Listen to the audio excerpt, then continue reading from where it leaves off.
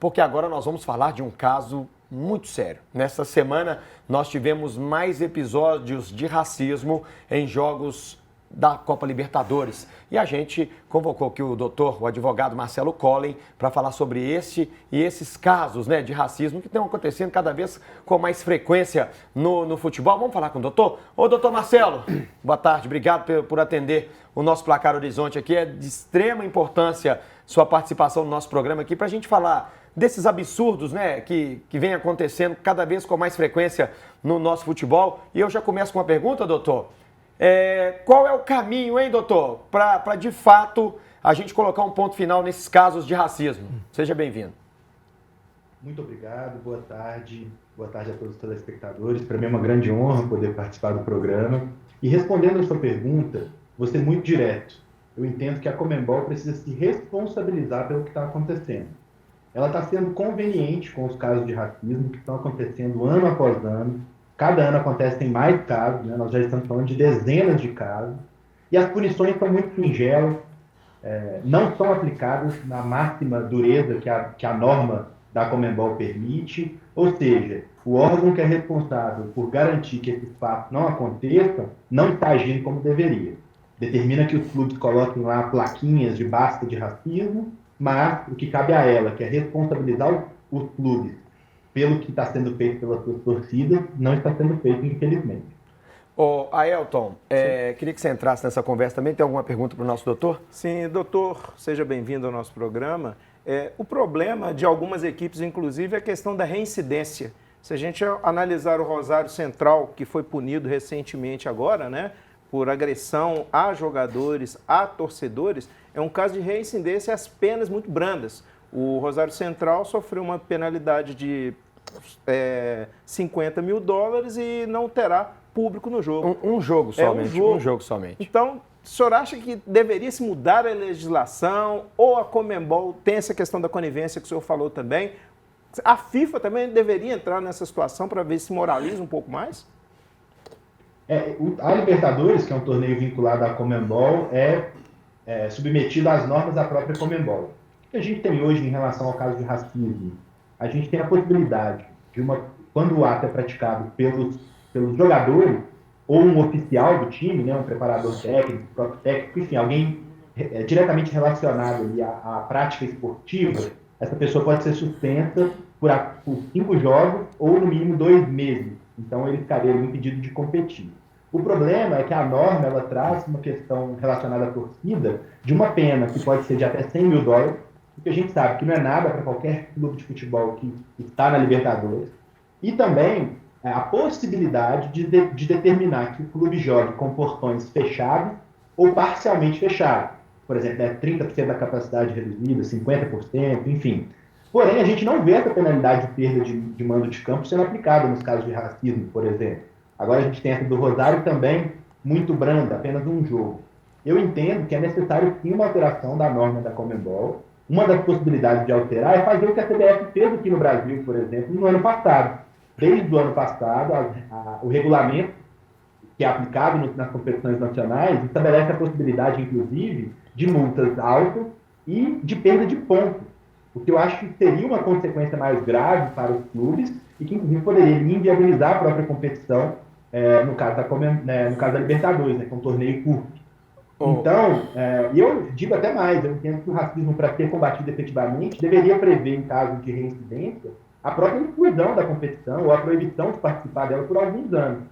Mas, infelizmente, a Conmebol não tem se mostrado sensível a essas propostas de alteração, não tem pautado essas mudanças, e aí a gente vê isso acontecendo, né, todo ano, toda vez que o time brasileiro vai jogar, seja aqui no Brasil, seja fora, os torcedores rivais se sentem acham que nada vai acontecer com eles e com os clubes e continuam praticando racismo indiscriminadamente. Em cima disso aí, doutor, essa semana a gente viu, nós temos até a imagem aqui no nosso Placar Horizonte, a atitude, é um caso absurdo, né, que aconteceu aqui na Arena MRV, um torcedor do Peñarol fazendo um gesto racista.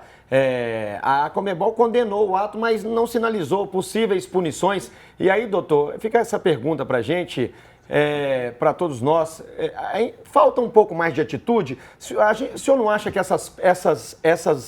essas penas, essas punições, elas são muito brandas, doutor? Porque eu de fato, não sei nem o que aconteceu com esse rapaz que estava no estádio. Ele deve ter sido detido, mas já deve ter sido liberado, vai responder. O que acontece, doutor? Deveria ser mais uma punição mais veemente, mais severa?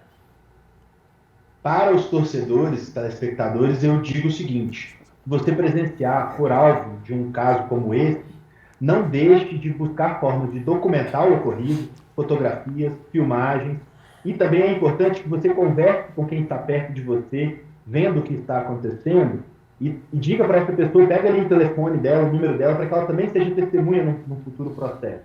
Essas provas são fundamentais para essas pessoas serem responsabilizadas.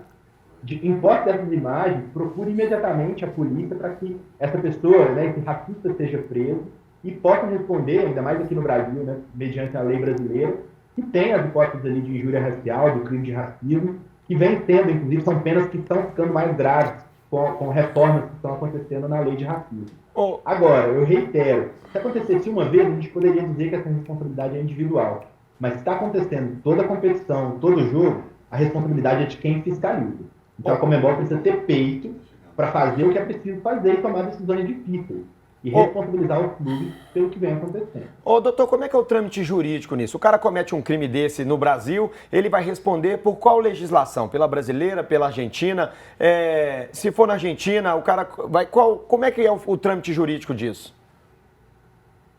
Qualquer crime praticado no Brasil está submetido à lei brasileira, não importa a nacionalidade dessa pessoa. Então as autoridades brasileiras podem sim tomar providências, né, realizar a prisão em flagrante dessa pessoa.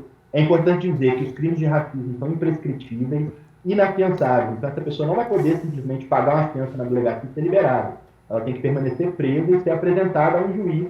E aí só a autoridade judicial que vai poder dizer se essa pessoa deve ser solta, né, responder esse processo em liberdade, ou continuar presa de acordo com a gravidade do caso, ou com a possibilidade de fuga. Que é uma questão, para mim, muito evidente. Né? Se a pessoa mora em outro país, ela pode voltar para o país dela e nunca mais retornar para responder o processo. É importante o judiciário se sensibilizar também com a situação.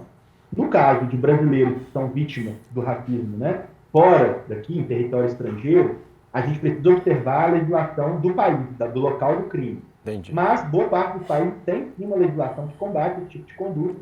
Então é importante, obviamente, né, se inteirar para cada legislação, né, a Argentina é uma situação, no Chile é outra, e não deixar de registrar, do ponto de vista criminal, essa conduta. Se não for possível criminal, pedir indenização. A legislação, via de regra, permite que você, sendo ofendido na sua moral, pleiteie danos morais. Essa é uma questão quase universal.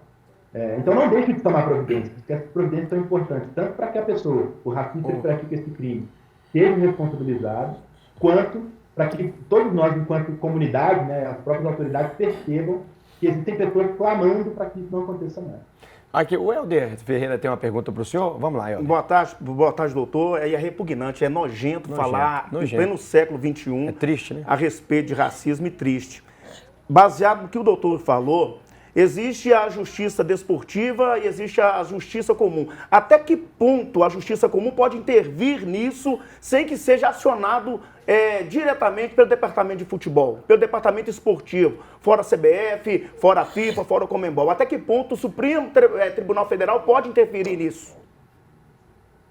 A competência da justiça desportiva e da justiça comum são concorrentes.